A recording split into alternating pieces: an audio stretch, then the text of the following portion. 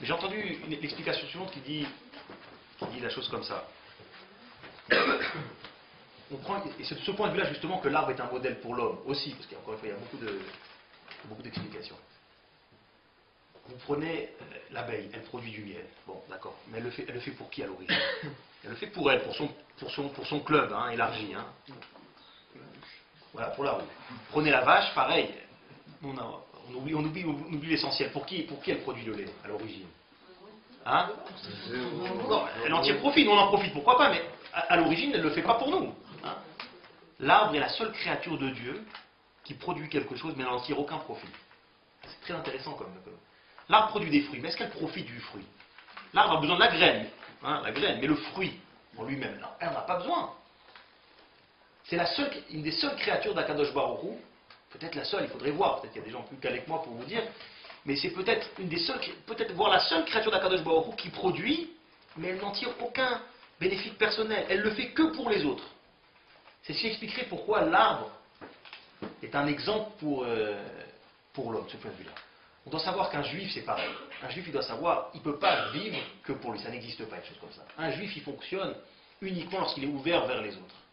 C'est uniquement comme ça qu'il peut évoluer dans son judaïsme. Mon judaïsme a de sens que si, on voit, et Daniel, c'est le parfait exemple de cet esprit. Je le dis, parce que je le pense vraiment, tous les mardis, organiser des cours, penser aux autres, ramener des gens à la Torah, c'est quelque chose d'extraordinaire. Vous savez, c'est pas facile, je vais vous dire. Hein. C'est pas facile de tous les vendredis, Madame Azekri, chaque fois que je donne un cours, elle est là. Et c'est pas facile de se sacrifier comme ça. Mais c'est ça l'esprit de la Torah. Penser aux autres. Penser aux autres. Ça, c'est la base du judaïsme.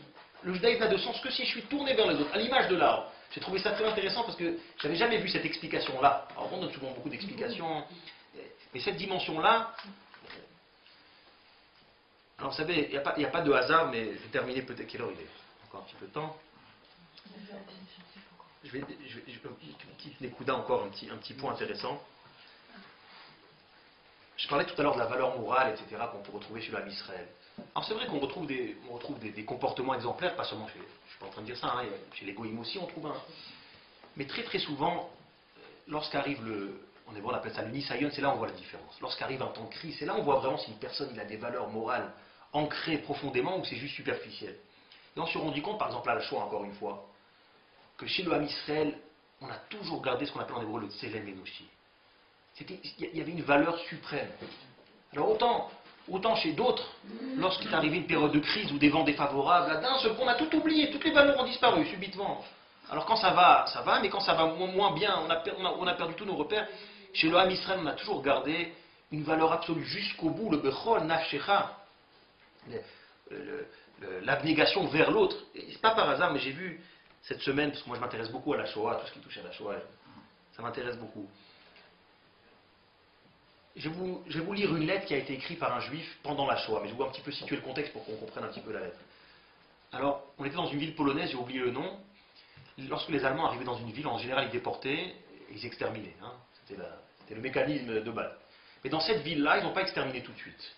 C'était pas par gentillesse ou par noblesse d'âme, c'était on voulait utiliser la main-d'œuvre des juifs jusqu'au bout, en profiter jusqu'au bout pour les éliminer ensuite. C'était souvent la façon de faire. Cette ville, il y avait beaucoup d'usines, grandes usines, des usines de brosse à dents, des usines etc. Donc ils ont réquisitionné les juifs pour travailler dans les usines. C'est une main-d'œuvre gratuite, c'est pas mieux que ça. Des milliers de juifs ont travaillé dans ces usines-là. Bon, la fin était très tragique, ils ont incendié les usines, ils ont brûlé tout le monde, vivant. Hein. C'était terminé comme ça. Il y a seulement 10 juifs qui ont échappé au massacre. Parmi eux, il y avait un certain grand rave, l'Admour de Blozov, je ne sais pas si ça vous dit quelque chose, mais c'était un grand rave, un dirigeant chassidique d'une grande dynastie, avec des ascendants aussi très très réputés en Pologne, c'était illustre comme vous dites, des gens très très, des Kdoshim, etc. Et lui se trouvait dans une des usines, il y avait des baraquements qui étaient à côté des usines où il dormait, bon, c'était pas des lits, mais c'était des planches, si vous avez déjà été à Auschwitz, il n'y a pas de lit. Alors, l'histoire s'est passée comme ça, il y a un capot qui rentre dans le baraquement où se trouvait l'Admour de Blozov, ce Rav. Il dit, voilà Rav, est-ce que vous pouvez me suivre? Bon, tout le monde a eu peur, il y a des juifs qui se sont dit, non, s'il y a quelque chose, si vous voulez lui faire du mal, bon, prenez-nous à la place, c'est pas la peine s'il faut éliminer quelqu'un. Il était très vénéré ce Rav, c'est une source d'encouragement, une source de... Bon. Et le capot dit non, vous inquiétez pas, je vous donne ma parole d'honneur. Bon, c'était quelqu'un de confiance. C'est pas une mauvaise pensée, etc. Tout le monde a pu voir, il s'approche du Rav, et il lui donne une enveloppe avec une lettre. Il dit voilà, il y a une personne qui m'a envoyé d'une usine à côté pour vous transmettre la lettre. Enfin, j'aimerais bien vous lire la lettre texto, hein, parce que moi je l'ai découvert il y a quelques jours, mais elle nous montre jusqu'où on va, en sachant qu'encore une fois, la moralité, on la voit en période d'épreuve. C'est là où on mesure la force d'une personne. Lorsque tout va bien, c'est difficile à mesurer la valeur d'une chose. C'est lorsque ça va mal qu'on voit un petit peu, voilà, quelles sont les valeurs de base. Alors je vais vous la lire intégralement, si je peux me permettre. Je l'ai là, c'est très intéressant. Alors, la lettre, elle commence comme ça. Baruch Hashem, c'est quelqu'un de religieux, vous savez, on ouvre toujours une lettre en mentionnant Kadosh Baruch Hu, ça rejoint ce que j'ai dit tout à l'heure, on n'oublie jamais qu'au-dessus de tout, il y a Kadosh Baruch Hu. 13 janvier 1943, donc on est en plein dans le dur. Rabbi Israël Shapira Shlita, donc il s'adresse au tzaddik, à Aouv Yakar, bien-aimé et chéri. Je vous dis, c'était vraiment quelqu'un qui était très très aimé par les gens qui l'entouraient, surtout dans des moments comme ça où ces gens-là, ils ont eu un rôle déterminant d'encouragement. Il lui dit, à l'heure où je vous écris, les tueurs ont entouré l'usine de brosse dans laquelle je me trouve. Avec moi se trouvent 800 juifs. Il y a plusieurs usines. Hein.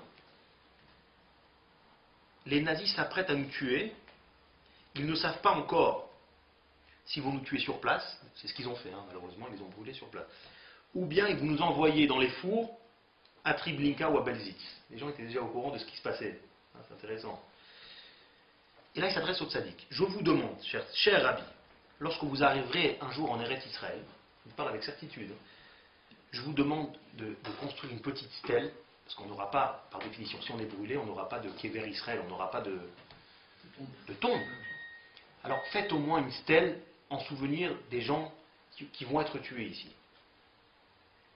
Encore une chose, je vous supplie d'écrire un Sefer Torah en notre mémoire. Je vous envoie, avec le capot, donc l'émissaire, $50 en guise de participation à l'écriture de ce Sefer Torah.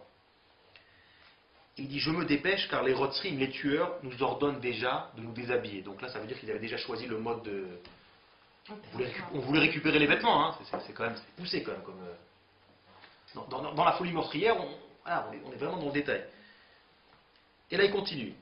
Je transmettrai à vos chers ancêtres, ça veut dire, en haut, Bachamay, le bonjour de votre part, et je leur demanderai de prier pour vous, que vous ayez une longue vie. Et il termine, votre serviteur Arié, fils de Léa Kornblit, ensuite PS, post-scriptum, c'est peut-être là l'essentiel de la lettre. Mes neveux se trouvent chez Wachlewski, donc c'est un paysan polonais, qui habite à Wirtzik. Je vous en supplie, cher Rabbi, faites tout pour les faire sortir de là-bas, des mains goy, mettez-les dans des mains juives. Peu importe qui, des mains juives, pourvu qu'ils restent juifs. Et il termine, ma femme, Sheva Batraya, a été tuée hier. Alors pourquoi je dis c'est extraordinaire? Parce que là on est vraiment... quelque part on est fier d'appartenir à un peuple comme ça, parce qu'on voit ça vraiment.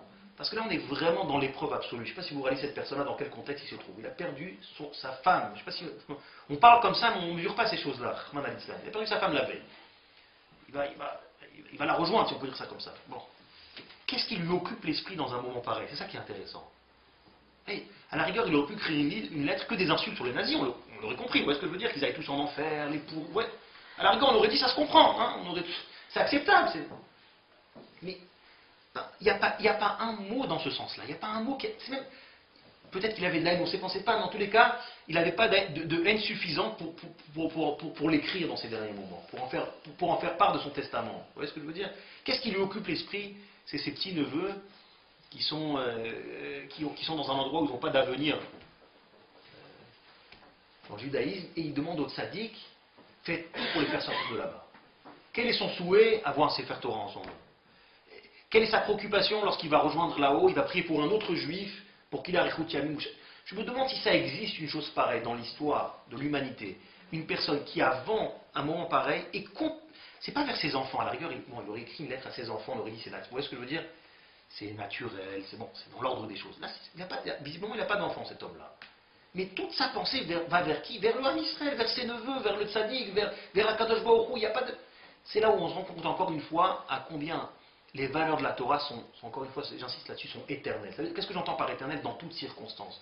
Alors que les valeurs humaines, il faut pas, c'est peut-être, s'il y a un message à retenir du cours de ce soir, c'est ça. On ne peut pas avoir confiance aux valeurs humaines. Pourquoi? Voilà, je vais éduquer mon enfant, je voulais donner des exemples. Je dis, mon enfant, mon fils, il ne faut pas tuer, ça se fait pas. Le jour où il va estimer que ça se fait, il va tuer. Vous comprenez ce que je veux dire? Mon fils, il faut respecter tes parents parce que je le mérite. Le jour où il va estimer que je le mérite plus, il ne va plus me respecter. Donc ça ne s'inscrit pas dans la durée. La Torah, c'est la seule chose qui peut nous permettre d'être encore là aujourd'hui autour d'un cours et faire un cours de Torah. Parce que selon toutes les lois de la nature, déjà on aurait dû disparaître depuis...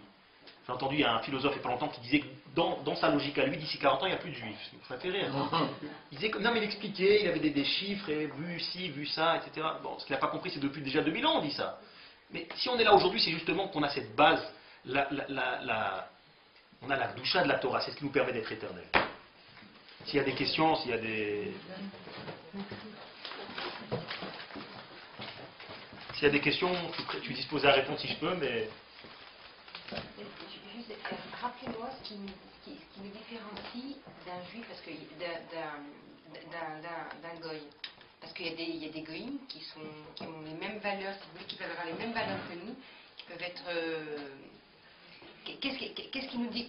Quelle est la différence entre un juif? Vous voyez ce que je veux dire, où je veux en venir? Je vais préciser votre question. Si un goy, on va dire comme ça, ce qui aurait retenu les nazis de tuer, c'est justement s'ils avaient assimilé le commandement lotir tsar venant de Dieu, ils n'auraient pas tué. C'est valable aussi pour le goy dans l'absolu.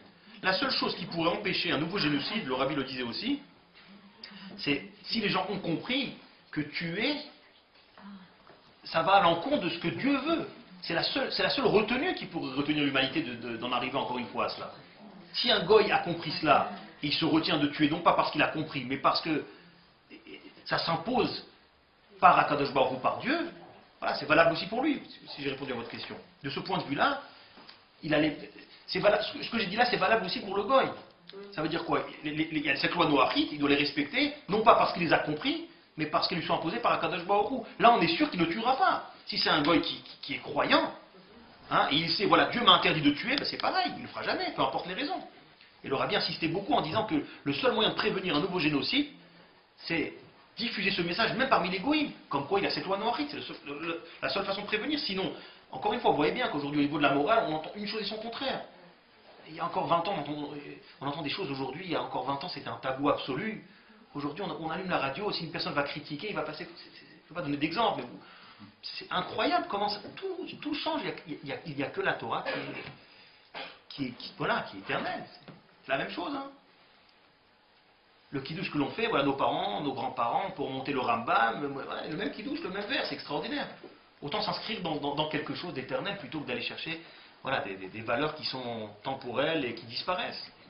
Et on s'est rendu compte de cela. Voilà pourquoi, voilà en fin de compte, pourquoi on ne peut pas se contenter de la morale. Parce qu'on n'a aucune garantie en fin de compte. Il n'y a pas de garantie. La logique, on peut vous savez, on peut dire une chose et son contraire. C'est le propre même de l'intelligence. Un débat, c'est quoi? Voilà, il va argumenter dans ce sens-là. Ça, c'est le problème.